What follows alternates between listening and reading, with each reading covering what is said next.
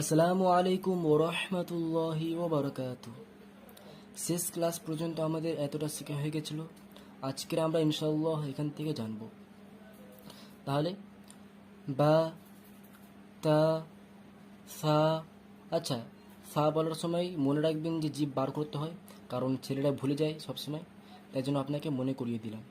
সা, নুন, ইয়া। দেখুন নিচে এক নোক্তা বা হয়, তাই জন্য এটা বা, আর এটা হচ্ছে লম্বা দাগ আলিফ, বা আলিফ। উপরের দু নোক্তা তা হয়, আর পাশে এটা আলিফ, তা আলিফ। উপরের তিন নোক্তা ফা হয়, ফা, আর এটা হচ্ছে লম্বা দাগ আলিফ, ফা আলিফ। উপরে এক নোক্তা নুন হয়, নিচে এক নোক্তা বা হয়, আর উপরে এক নোক্তা নুন হয়, তো এটা নুন আর পাশে এটা আলিফ, নুন আলিফ। নিচে দু নোক্তা ইয়া হয়, এটা ইয়া তাহলে, আর এটা হচ্ছে আলিফ, ইয়া আলিফ। নিচে এক নোক্তা বা বলেছিলাম, তো এটা বা, আর এটা হচ্ছে সিন, বা সিন। তারপরে নিচের দু নোক্তা ইয়া হয়, এখানে যে বলেছিলাম নিচের দু নোক্তা ইয়া, তো এখানে নিচের দু নোক্তা এটা ইয়া, আর এটা হচ্ছে সিন, ইয়া সিন। ওপরে এক নোক্তা নুন হয় এর মতো, তো এটা হচ্ছে নুন, আর এটা হচ্ছে সিন, নুন সিন। ওপরের দু নোক্তা তা হয়, তো এটা তা, আর এটা হচ্ছে সিন, তা সিন।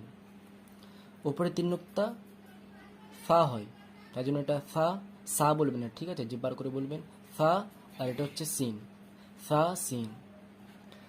উপরে তিন নোক্তা এটাও ফা, আর এটা হচ্ছে দাঁড়া বা। এটা কিন্তু বা নয়, নিচে আঙুলটা বা, এটা ধরবেন না, কারণ যদি এটা আমি বাদ দিই, এটা কার মতো লাগছে দেখতে? জিমের মতো লাগছে, দেখুন জিম, তাই না? এই ধরনের মুখ থাকে জিমের, আর নিচে আঙুল থাকে, তো এটা জিম, এটা বা নয়, এটা পুরোটা হচ্ছে জিম, ফা জিম। আচ্ছা, এখানে দুটো অক্ষর আছে, এ একটা অক্ষর, এ একটা অক্ষর হলো। ওপরের দুনুকটা কি হয়? ওপরের দুনুকটা তা হয়, তো এটা তা। আর নিচে এটা কি? এটা চাপা দিচ্ছে আগে। এটা কার মতো লাগছে? এর মতো না? এর নিচে নোক্তা হলে জিম বলা হয়, আর এখানে নোক্তা না থাকলে একে হ্যাঁ বলা হয়, গলা থেকে বলতে হয় হ্যাঁ। তো তা হ্যাঁ, আমি আগে বলেছিলাম আগের ক্লাসে যে যে অক্ষরটা আগে থাকবে তাকে আগে বলতে হয়, যেটা নিচে থাকবে তাকে পরে বলতে হয়। তার জন্য তা আগে বলবো, তারপরে হ্যাঁ বলবো, তা হ্যাঁ। হ্যাঁ তা এমনি বলবো না, যেটা উপর থাকে তার নাম আগে নেব, তা হ্যাঁ। তারপরে এটা দেখুন, এখানে তিনটা অক্ষর আছে, এটা হচ্ছে প্রথম অক্ষর, এটা হচ্ছে দ্বিতীয় অক্ষর, এটা হচ্ছে তৃতীয় অক্ষর। একটা, দুটো, তিনটে হলো। এবার দেখুন, প্রথমে এই অক্ষর আছে, ওপরে এক নোক্তা কি হয়? ওপরে এক নোক্তা নুন হয়, তো এটা নুন। তারপরে আসছে এইটা, এটার পরে এটা। এটা কি একটু আগে, এর আগে ছিল এটা, এটা হচ্ছে হ্যাঁ। চাপা দিলে বেশি ক্লিয়ারলি বোঝা যায়। তো এটা হচ্ছে হ্যাঁ, নুন হ্যাঁ হলো। এবার এটা কি? এটা ভাবছেন, আপনারা ভাবছেন হতে পারে যে উপরে একটা নুন হয়, কিন্তু এটা নুন নয়। দেখুন এখানে আমি দেখাচ্ছি, এটা কি? এটা হচ্ছে খ। আর এটা কি? এটা নুক্তা, হ্যাঁ। এটা কি? এটাও খ। এই দাগের উপরে এক নুক্তা খ হয়, তাই তো? এর উপরে এক নুক্তা খ, এর নিচে এক নুক্তা জিম, আর এখানে নুক্তা না থাকলে একে হা বলা হয়। ঠিক তেমনি এই যে উপরে যে চিহ্ন দিয়েছে, এই যে চিহ্ন দিয়েছে এখানে, এই ধরনের, প্রায় আমি ভালো করে লিখতে পারিনি, তো এই ধরনের যে চিহ্ন দেওয়া আছে এটা, তো এই চিহ্নের কাজ কি? যখন এর উপরে একটা নুক্তা দেবে এমনি করে, তখন এটাও খ, বুঝলেন? যখন এর উপরে এমনি একটা নুক্তা দেবে, তো এটা খ। তো এখানে দেখুন, এর উপরে নুক্তা দিয়েছে, তাহলে এটা হচ্ছে খ। আর যদি এখানে নুক্তা না থাকতো, যদি এর উপরে নুক্তা না থাকতো, তাহলে কি খ বলতাম না, তাহলে এর কোনো কাজ হতো না, কি কিছুই বলতাম না, শুধু শুধু নুন হা পড়তাম। কিন্তু যেহেতু যেহেতু এর উপরে নুক্তা দিয়েছে, তার জন্য এর উপরে নুক্তাও খ হয়। তো নুন হা খ, এটা অনেকবার আসবে, এটা এর মুখটা নতুন মুখ, ভালো করে চিনে নিন। নুন হা খ হলো।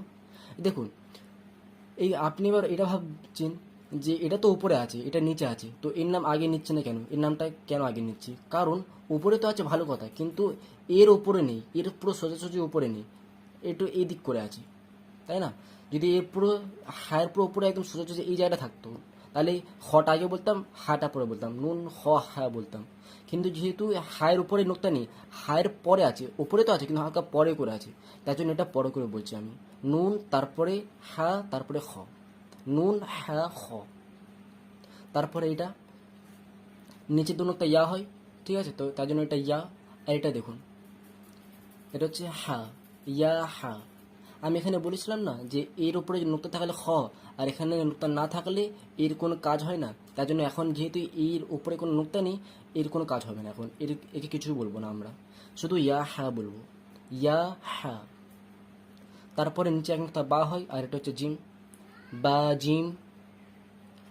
এটাও নিচে এক নোক্তা বা, আর এটা হচ্ছে মিমের মুখ, মিম। মিমে এই ধরনের মুখ থাকে, ঠিক আছে, তো এটা হচ্ছে মিম, বা মিম। তারপরে নিচের দু নোক্তা ইয়া হয়, এটা ইয়া। এটা কি, এই মুখটা অনেকবার আসবে, এই ধরনের কি রূপটা ভালো করে চিনে নিন, ঠিক আছে। এটা হচ্ছে মিম। এই ধরনের আসলে কখনো এই ধরনের, যখনই এভাবে মুখটা আসবে, এভাবে রূপটা দেবে, চিনে যাবেন যে এটা মিম, ঠিক আছে। এটা অনেক কম, অনেক পরে আসলো, এটা এক্ষুনি চিনে নিন, ইয়া মিম, ঠিক আছে। আচ্ছা, এখানে দেখুন সেম দিয়েছে, মানে এটাও মিম। আর ওপর এক নোক্তা কী হয়, ওপর এক নোক্তা নুন হয়, তার জন্য নুন মিম বলবো, ঠিক আছে। তো যেহেতু যে অক্ষরটা উপরে থাকে তাকে আগে বলতে হয় নুন মিম। যদি নোক্তাটা হালকা এমনি সরে থাকতো, এই জায়গাটা যদি এই নোক্তাটা যদি এখানে থাকতো, তাহলে মিম নুন বলতাম, ঠিক আছে। কিন্তু যেহেতু সরে নেই, উপর নিচে আছে, তার জন্য যেটা উপরে থাকে তার নাম আগে নেব, নুন, আর তারপরে এটা হচ্ছে মিম, নুন মিম। তো আপনারা আজকের এখানে এর নতুন কাজ শিখতে পারলেন, যে এর উপরে নোক্তা থাকলে তাকে খ বলা হয়, আর এই মিমের মুখটা নতুন চিনতে পারলে যে এটা হচ্ছে মিম, ঠিক আছে। তাহলে আজকে এতটাই থাক, ইনশাল্লাহ পরের ক্লাস আমরা এখান থেকে এতটা শিখব। তাহলে এবার আমি অনুমতি চাচ্ছি, আরবি রিলেটেড কোনো প্রকার প্রশ্ন থাকলে অবশ্যই আমাকে কমেন্টে জিজ্ঞাসা করে নেবেন। আসসালামু আলাইকুম ওয়া রাহমাতুল্লাহি ওয়া বারাকাতুহু।